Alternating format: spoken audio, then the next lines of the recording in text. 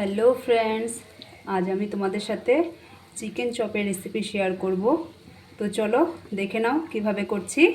Chicken chop বানানোর জন্য আমি এখানে 3টে আলু নিয়েছি, সিদ্ধ করে খোসা ছাড়িয়ে নিয়েছি।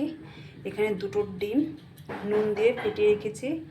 এখানে বিস্কুট গুঁড়ো করে নিয়েছি। এখানে কিছুটা বাদাম নিয়েছি। এখানে নিয়েছি চিকেন, আর এখানে নিয়েছি পেঁয়াজ কুচি, রসুন কুচি, কাঁচা লঙ্কা, আর ডেকোরেশনের জন্য কিছুটা পেঁয়াজ কেটে রেখেছি। প্রথমে আমি বাদামগুলোকে ভেজে নিই। বাদামগুলো ভাজার জন্য কড়াই বসিয়ে দিয়েছি। এবার বাদামগুলোকে একটু লাল করে ভেজে নিব। বাদামগুলো আমার ভাজা হয়ে গিয়েছে, এবার নামিয়ে নিব।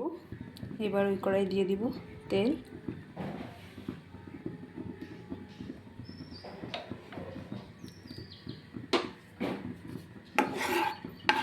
তেলটা একটু গরম হওয়ার জন্য রাখবো। তেলটা আমার খুব ভালো করে গরম হয়ে গিয়েছে। এবার এর মধ্যে দিয়ে দেব রসুন কুচি,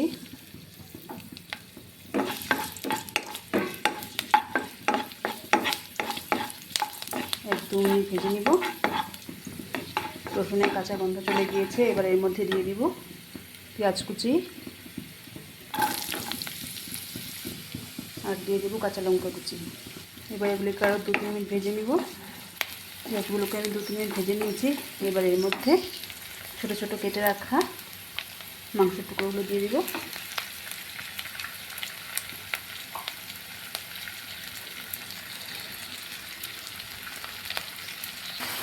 এবার আমি এর মধ্যে হলুদ গুঁড়ো, লঙ্কা গুঁড়ো, জিরে গুঁড়ো, ধনে গুঁড়ো দিয়ে দিব, আর দিয়ে দিব স্বাদ মতো নুন। মশলাটা দেওয়ার পর আমি 2-3 মিনিট আরও ভেজে নিব। চিকেনটা আমার খুব ভালো করে ভাজা হয়ে গিয়েছে। এবার এর মধ্যে আমি সেদ্ধ করে রাখা আলুগুলো এইভাবে দিয়ে দিব। আলুগুলো দিয়ে আমি একটু সময় জন্য ভেজে নিব।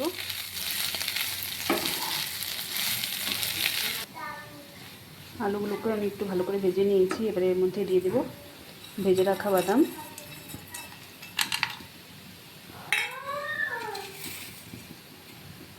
আর দিয়ে দিব কসুরি মেথি। তোমরা চাইলে ধনেপাতাও দিতে পারো। ধনেপাতা আমার হাতে কাছে নেই, তাই আমি কসুরি মেথি দিয়ে দিলাম। চিকেন চপের জন্য পুর আমার রেডি হয়ে গিয়েছে। এবার আমি এগুলিকে একটু ঠান্ডা হতে দিব। পুরটা আমার বেশ ঠান্ডা হয়ে গিয়েছে। এবার আমি এগুলোকে হাতের সাহায্যে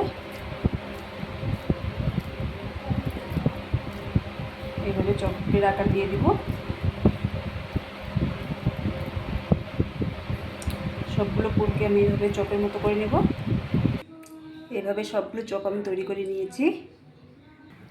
এবার আমি একে একে চপগুলোকে নিয়ে ডিমের গোলাতে এইভাবে ডুবিয়ে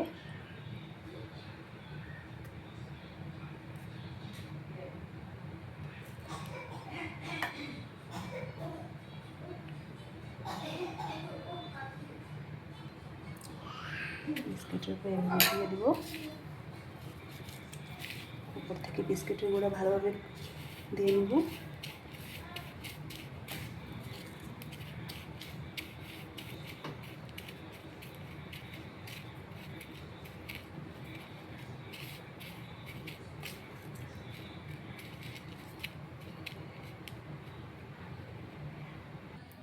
এখানে আমি প্যানে তেল গরম করতে দিয়ে দিয়েছি। তেলটা আমার গরম হয়েও গিয়েছে। এর মধ্যে আমি এবার চপগুলো দিয়ে দিব।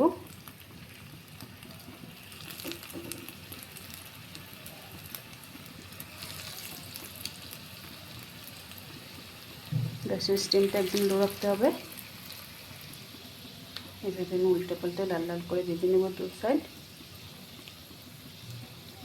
গ্যাসের স্টিম হাই করে দিলে কিন্তু ভেতরে কাঁচা থেকে যাবে, উপরটা আবার পুড়ে যাবে।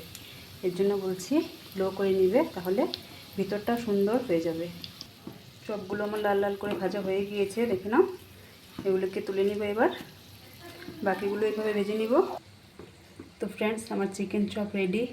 যদি আমার এই রেসিপিটি তোমাদের ভালো লেগে থাকে তাহলে লাইক, কমেন্ট আর সাবস্ক্রাইব করে দিও।